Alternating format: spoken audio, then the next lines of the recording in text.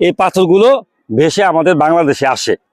স্বাগতম জানাচ্ছি জাফলং থেকে, সিলেটের। আর এই জাফলং হলো আমাদের বাংলাদেশে আসলে অনেকগুলো দর্শনীয় স্থান আছে, তার ভিতরে জাফলং কিন্তু একটি। যারা সিলেট আসেন তারা অবশ্যই জাফলং, ভোলাগঞ্জ, সাদা পাথর অনেকগুলো জায়গা দর্শন করেন, কিন্তু জাফলং কিন্তু এক নম্বরে রাখতে হবে। কারণ এখানে আসার পর আমি যা দেখলাম আজকে, আমি একেবারে আশ্চর্য হয়ে গেছি।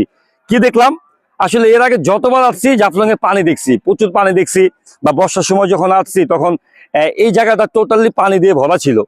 আর এইবার যখন আসলাম, আসার পর দেখলাম পাথরের মরুভূমির মতো হয়ে গেছে। এই সিন আমি কখনো দেখি নাই, এর আগে আমি কখনো দেখি নাই। তো এই ব্যাপারটা আমার কাছে খুব ভালো লাগছে জাফলং এবার এসে। আপনারা একটু চারিদিকে দেখেন, টোটাল জায়গাটা কিন্তু পাথর দিয়ে ভরা, মানে শুধু পাথর আর পাথর। এত পাথর কোথা থেকে আসলো? আর জাফলং এর যে সৌন্দর্য, এই যে পাথরগুলো, এই পাথরের উপরে দিয়ে হাঁটতেছি আর আপনাদের সাথে কথা বলতেছি। আর আমার পিছনে দেখা যাচ্ছে আমাদের পার্শ্ববর্তী দেশ ইন্ডিয়ার যে ডাউকি শহর, সেই ডাউকি শহর।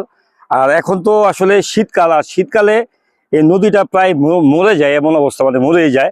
এখানে দেখেন নদীতে কিন্তু কোনো পানি নেই, দেখেন নদীতে কোনো পানি নেই, একেবারে নদী শুকিয়ে গেছে। আর যখন আপনি বর্ষাকালে আসবেন তখন এখানে এত স্রোত থাকে, আর এই স্রোতের সাথে কিন্তু এই পাথরগুলো ভেসে আমাদের বাংলাদেশে আসে। আর এই পাথরগুলো আসাতে কেউ লাভবান হোক না হোক, আমাদের এখানকার যারা স্থানীয় লোকজন আছে তারা এটা একটা কর্মসংস্থানের ব্যবস্থা হয়। ওনারা এই পাথর বিক্রি করে আসলে অনেক মুনাফাও করে। আর এই জিনিসটা অবশ্য কেউ ধরে রাখা, কেউ যে আটকে রাখবে এমন অন্য বিষয়টা, এটা প্রাকৃতিক ভাবে আমাদের এখানে আসে। আর পানি শুকিয়ে যাওয়ার কারণে এই টোটাল জায়গাটা কিন্তু দেখেন একবারে পাথরের মরুভূমি হয়ে গেছে।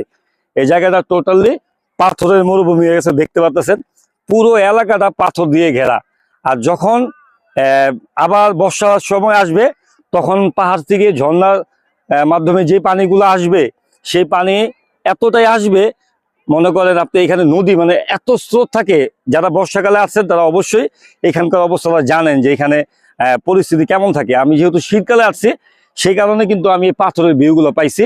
আর এই পাথরগুলো সাধারণত পাহাড় থেকে ঝর্ণার মাধ্যমে পড়ে আমাদের দেশে ঢুকে যায়, আর এটা আমরা অনেক লাভবান হই।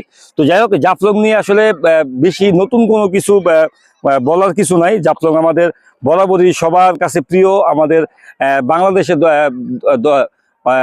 কয়েকটা দর্শনীয় স্থানের ভিতরে জাফলং একটি। তো যাই হোক, এখানকার অবস্থাটা খুব ভালো লাগলো। আর আজকে আবহাওয়াটা খুব সুন্দর, কিছুক্ষণ আগে সূর্য ডুবে গেছে। তো এখন আর কি, আমরা গ্রুপের সাথে আসছি, সবাই একসাথে আসছি।